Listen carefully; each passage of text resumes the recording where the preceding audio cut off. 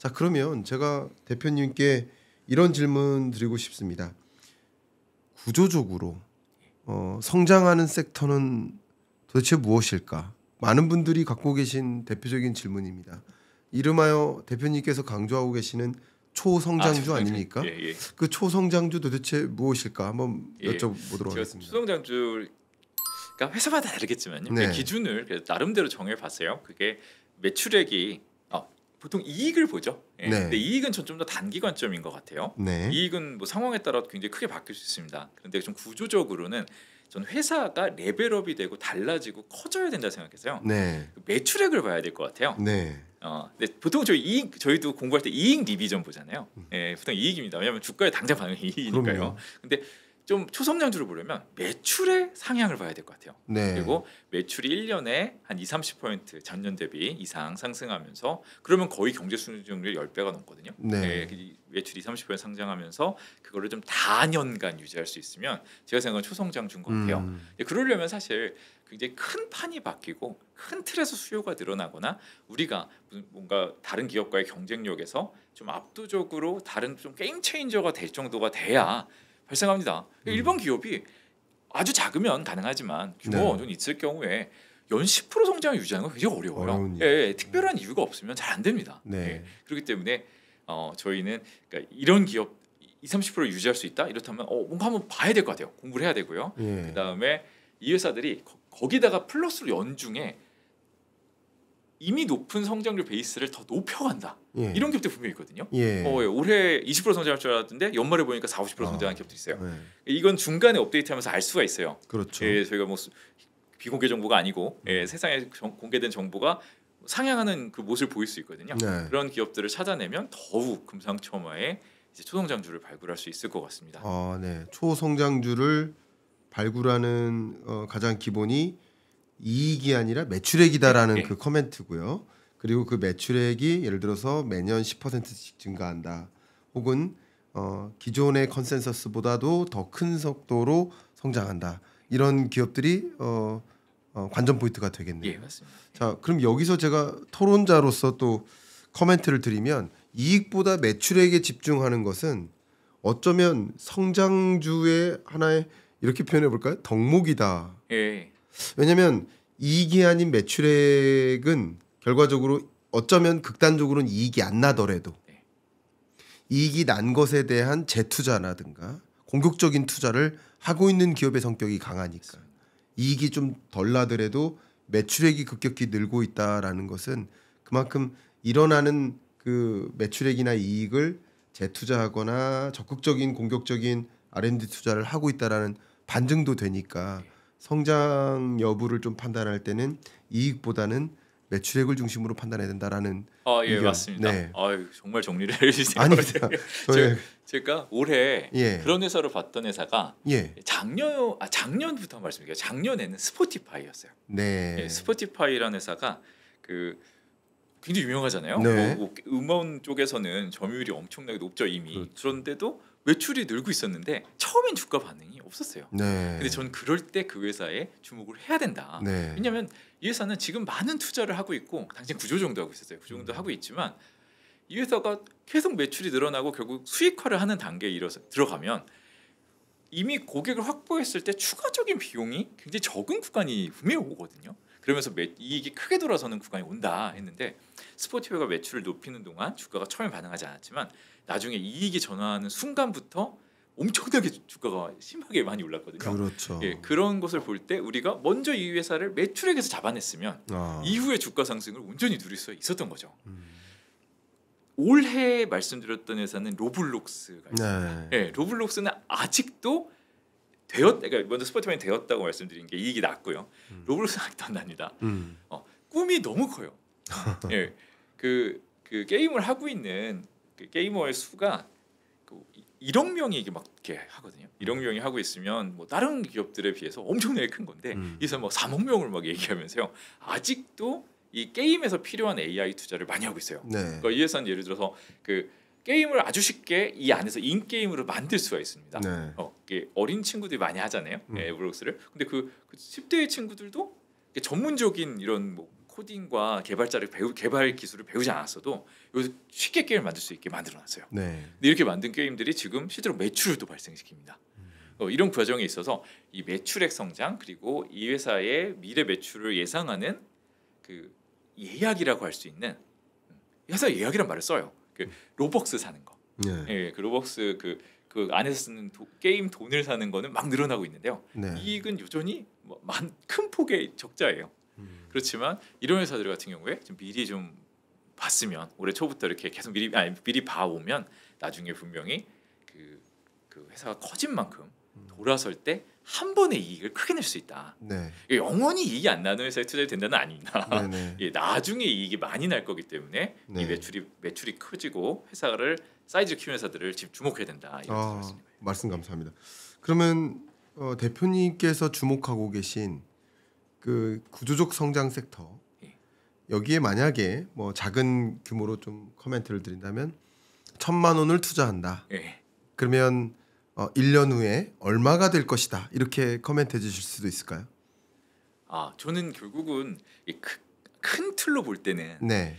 그 중간 변동 과정이 너무 커서 이게 잘 안 보이긴 하지만 네. 결국 회사 사이즈 커지는 만큼 시가총액이 비슷하게 늘어난다고 생각해요. 그렇죠. 그 성장주 올라가는 과정이 한 3가지 정도를 저는 말씀드리는데요. 네. 그 매출액이 커져서 회사가 커져요. 네. 그리고 이익이 확 도는 구간이 있습니다. 네. 이익률이 올라가는 구간에서 그때 진짜 주가가 또 많이 네. 오르고 세 번째로 밸류에이션이 올라갑니다. 그런데 이 성장주다 그러면 이 밸류에이션 올라가는 것부터 생각이 들어요. 네. 그러면 모멘텀을 받아서 성장주가 막 20배 거래되다가 100배 거래되다 막 그런 거 가끔 있잖아요. 그러면 확 올라가잖아요. 뭐 단숨에 수익을 내니까 이 밸류 확장이라고 그러거든요. 저희 밸류에이션 익스펜션 그 밸류 확장이 제일 좀 매력적이지만 저는 장기 성장주에서는 그거는 어떻게 보면 오히려 이게 약간의 이제 왜곡일 수도 있고 아니면 마지막 단계에서 일어나는 약간 불꽃 같은 그런 현상일 수도 있다고 생각해요. 제 생각 진짜 이 회사의 주식 수익률을 설명하는 건 회사의 외형이 커지는 거고 회사가 달라지는 거고 이 매출액이 저는 매출 30% 성장하는 회사를 목표로 한다 했잖아요. 네. 그렇다면 저 이 회사에 투자한다면 운이 좋으면 200~300%가 그래도 납니다. 뭐 올해 로빈후드처럼 뭐 이런 사례가 있지만 사실은 한 연 30% 정도 목표 수익을 하는 게 좀 맞는 것 같아요. 네. 이것도 사실 어마어마한 수익입니다. 그럼요. 제가 본 위대한 투자가들의 연평균 수익률이 30%가 없어요. 그럼요. 연 30%는 어마어마한 투자 수익률이죠. 맞습니다.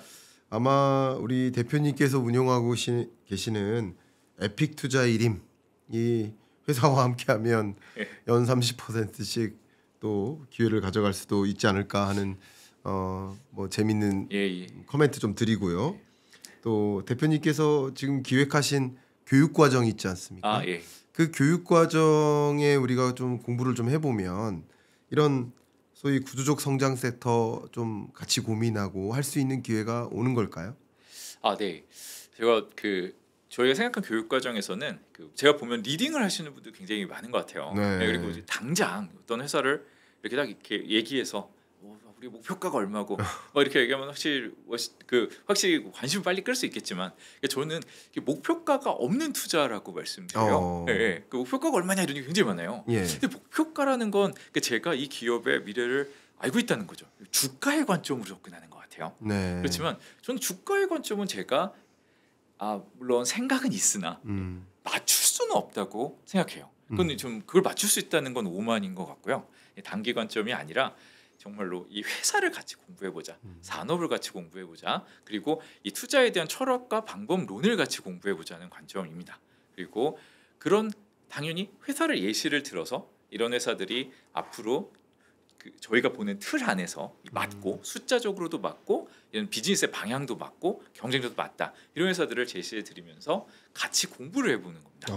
그런데 저희가 주가를 단기 주가를 맞추는 거를 노력하지 않지만 또 세상에서 또 굉장히 시장이 또 똑똑하고 많은 분들이 또 같이 많은 다른 나라의 분들도 다 미국의 분들도 다 알기 때문에 저희가 이렇게 좋게 기업을 보고 접근한 투자들이 결국 주가로도 화답한 경우가 결국 종국에는 많았던 것 같습니다. 네, 감사합니다. 말씀 주셨던 것처럼 소위 대표님께서 운영하고 계시는 에픽 투자 1임 또 대표님께서 기획하신 이 교육 과정을 통해서 여러분들이 만약에 이런 구조적 성장 섹터가 무엇이고 연 30%씩 매출액이 발생하고 그게 또 이익으로 전환될 만한 타이밍에 있는 기업들 뭐 이런 기업들에 좀 관심을 갖고자 하신다면 또 고정 댓글 상단에 이 링크를 남겨놔 드릴 테니까 한번 노크해봐 주시면 어떨까 이렇게 추천 의견 드리고요. 좋습니다. 자, 이렇게 대표님께서 말씀 주셨던 것처럼 이제 구조적 성장주, 특히 초성장주 이런 경우는 뭐 고점이 왔다 하더라도 향후 뭐 2년, 3년 동안 지속적으로 성장한다, 30%씩 성장한다라고 한다면 결과적으로 주가도 그 상승세에 수렴할 가능성이 높다라고 보시는 것 같아요. 네, 맞습니다. 네. 그 1년에 회사가 30% 40% 커진다. 그러면 굉장히 큰 것 같기도 하지만요. 네. 이 매일매일은 저희가 변화를 체감하지 못해요. 그럼요. 예. 저희가 하루만 해도 1년만 해도 250 거래일이 있잖아요. 네. 0.1%도 안 움직이는 거예요. 3-40% 생각하면. 그렇죠. 예. 그러니까 네. 매일매일은 저희가 막 상한가를 노리고 막 들어갈 수도 있는데 그런 거에 비하면 굉장히 작아 보입니다. 네. 그런데 정말 3-40%씩 산업이 커진다. 이 기업의 매출이 커진다. 그러면 3년만 봐도요. 2배가 훌쩍 넘어가고요. 그렇죠. 예. 네. 5년, 10년을 보면 뭐 10배도 됩니다. 그렇죠. 예. 근데 물론 이건 또 시장이 또 빨리 땡겨오는 경향이 있기 때문에 뭐 그렇게 기다리지 않고 오기도 하고요. 네. 저는 그런 거를 노리면 우리가 이 회사가 뭐 고점이냐 저점이냐 너무 신경 쓰지 않고도 투자가 가능하다고 생각해요. 이 네. 산업이 정말로 커지는 거면. 근데 3-40% 커지는 산업들이 그 정말로 있어요. 뭐 그것도 그 기간도 거의 뭐 10년씩 보는 뭐 미국에서 우주 위성통신 관련된 뭐 이런 산업이라든가 예. 아니면 그 로봇 산업 뭐 AI도 여전히 그 정도의 성장률을 봅니다. 예. 이런 회사들은 그 산업도 커지고 거기서 또 경쟁에서 더 커진다면 네. 충분히 단기 주가 변동을 크게 신경 쓰지 않고 3년 5년을 투자할 수 있다고 생각해요. 네. 그럼 2배 3배가 정말 될 수 있겠죠. 말씀 감사합니다. 자, 그런데 이런 상황하에서 요즘 들어서 계속 성장주 버블이라든가 뭐 버블 논란들이 계속 이어지고 있단 말이에요. 근데 과연 이런 상황에도 여전히 투자 접근으로서 유효한 것인지 이런 의문들을 많이 갖고 계실 거예요. 혹시 어떤 의견이십니까? 이거를 저희가 말씀드릴 때 그러니까 저희가 자꾸 주가 하는데 주가를 보지 말고 다른 걸 보자고 말씀을 드리잖아요. 네. 이 주가를 보면 정말 지금 만약에 시장에 진입한다? 무서워서 살 수가 없어요. 저도 그럴 것 같아요. 그렇죠. 아니 너무 막 심하게 이렇게 주가 올라 있잖아요. 예. 제가 얼마 전에 뭐 말씀드렸던 무슨 아이렌 같은 회사들은 예. 이 정말 주가를 보면 황당합니다. 예, 이게 맞나 뭐 이렇게 싶을 정도 뭐 그런 회사들이 요즘 막 속출을 하고 있는데 그게 주가를 안 보고요. 밸류를 봐야 된다고 생각해요. 네. 밸류는 의외로 거의 제자리거나 예. 약간 내려온 회사들도 있습니다. 이 고성장들 중에 네. 주가는 많이 올랐지만 이익이 그 속도 이상으로 올라간 거죠. 네. 엔비디아의 밸류에이션은 PER 뭐 이렇게 저희가 많이 보잖아요. 물론 PER이 너무 단순한 밸류에이션이 하지만 PER 기준으로 지금보다 더 전에 훨씬 더 높았어요. 네. 지금 엔비디아의 PER은 더 낮아져 있습니다. 팔라티오의 PER이 굉장히 높지만 팔라티오가 PER이 지금보다 더 높아질 수도 있어요. 네. 이익이 빨리 늘어나고 있기 때문에 어느 정도 지금도 높지만 내려오고 있는 부분이 분명히 있거든요. 네. 그래서 저는 그 밸류에이션의 관점으로 보면 버블과는 좀 다른 부분이 있다. IT 버블 때는 그 밸류를 할 이익에 떠나서 매출액조차도 사실 좀 무의미한 경우들이 굉장히 많았어요. 네. 그 뭐 PSR로 본다 해도 이게 쉽지 않았는데 지금은 이 주가 성장이 합당한 수준으로 매출이나 이익이 올라오고 있는 회사들이 많기 때문에 버블이라고 생각하지 않고요. 단지 놀라운 점은 이렇게 높은 주가 상승만큼이나 이런 펀더멘탈 숫자가 그렇게 빨리 올라오고 있다는 점이죠. 네. 사실 예를 들어서 국내에서는 하이닉스 같은 거 보시면 여전히 PER은 낮잖아요. 네. PER이 거의 제자리예요.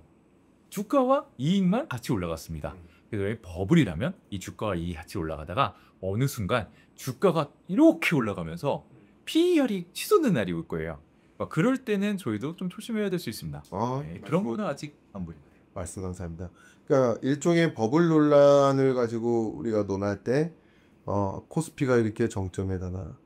아니면 뭐 S&P 500이 정점에 달았다. 개별 종목이 정점에 왔다. 그것만 보면 추가적으로 투자하기가 어렵죠. 근데 그만큼 기업들의 실적이 뒷받침되는 것이냐, 아니냐. 그러니까 PER을 계속 말씀하신 것이 기업들의 실적이 뒷받침된다면 여전히 그것이 뭐 고평가된 기업이 아닐 수도 있다라고 이제 의견을 주시는 것 같습니다. 그런 관점에서 성장주 버블 논란. 그래서 대표님은 계속 그 매출액이라든가 이익 이런 것의 증가세를 더 주목을 하고 계시기 때문에 버블 논란 자체가 더 의아하실 수도 있겠네요. 아 예. 근데 저도 뭐 주가만 보면 무섭긴 한데요. 그렇죠. 네. 그렇습니다. 그래서 아까 이익보다 매출을 보라고 하는 한 번만 더 말씀드리면요. 예. 이익이 오히려 버블을 만들 수 있어요. 이익은 회사가 매출액의 사이즈는 비슷한데 이익이 그 같은 사이즈에서도 뭐 2배, 10배 스윙할 수 있어요. 그래서 네. 저는 스윙이라는 말을 쓰는데 네. 의외로 흥을 구할 수 있습니다. 저도 예전에 예를 들어 뭐 화학기업, 소재 성격이 있는 기업들, 지금 금권 기업들 약간 그럴 수 있어요. 네. 금권 기업 미국에서 AI보다 더 빨리 그랬습니다. 중국에서도 그랬어요. 근데 이런 경우는 이들이 소재 기업 성격이 있기 때문에 이 소재 가격의 변화, 뭐 금의 가격의 변화, 유가의 변화, 화학 제품 가격의 변화 이런 거에 따라서 엄청나게 빨리 수익을 할 수 있어요. 이익이요. 그냥 이런 소재 회사가 엄청난 장기 성장의 그림이 생기는 건 아니잖아요. 그렇지만 올해 내년에 걸쳐서 뭐 이렇게 제품 가격이 많이 올랐다면 뭐 이익이 10배 들어요. 그러면은 이 주가가 따라 올라가는데 이 다음이 또 있냐 이랬을 때 계속해서 그 소재 가격이 올라간다면 가능성이 있지만 그렇지 않다면 이제 갑자기 딱 끊기는 거죠. 아 그러면은 지나서 보면 아 그때의 높은 가격이 너무 높은 가격이었구나 이럴 수가 있어요. 그런데 매출액은 한계가 없잖아요. 이익은 이익률에 한계가 있습니다. 이 산업이 0에서 30% 이익을 한다. 그럼 뭐 25% 정도 가면은 어느 정도 이렇게 온 거죠. 일단 최대한 100%는 한계가 있고요. 그런데 매출액의 한계는 없어요. 20년 전에 애플의 사이즈를 가늠할 수 있는 사람이 있었을까요? 없었습니다. 제 생각에 없었을 것 같아요. 네. 한 10년 전에 엔비디아 기업의 사이즈를 가늠할 수 있는 사람은 없었을 거예요. 엔비디아가 더 이상 이익률이 많이 올라갈 여지는 없다고 맞아요. 그렇지만 그 규모가 얼마일지는 5년 후에 10년 후에는 진짜 지금 몰라요. 그렇기 때문에 오히려 이 몸집을 자기의 사이즈를 키울 수 있는 회사는 지금의 주가를 보고 버블이다를 쉽게 판단할 수 없는 것 같아요. 네. 버블 논란 너무 걱정하지 마세요. 여러분들이 매출액을 기반으로 해서 이익을 기반으로 해서 그 기업의 섹터에 해당되는 그 기업들의 실적 자체를 잘 평가해낸다면 그 버블 논란에 그렇게 휩쓸릴 필요가 없는 것이다라는 조언을 주고 계십니다.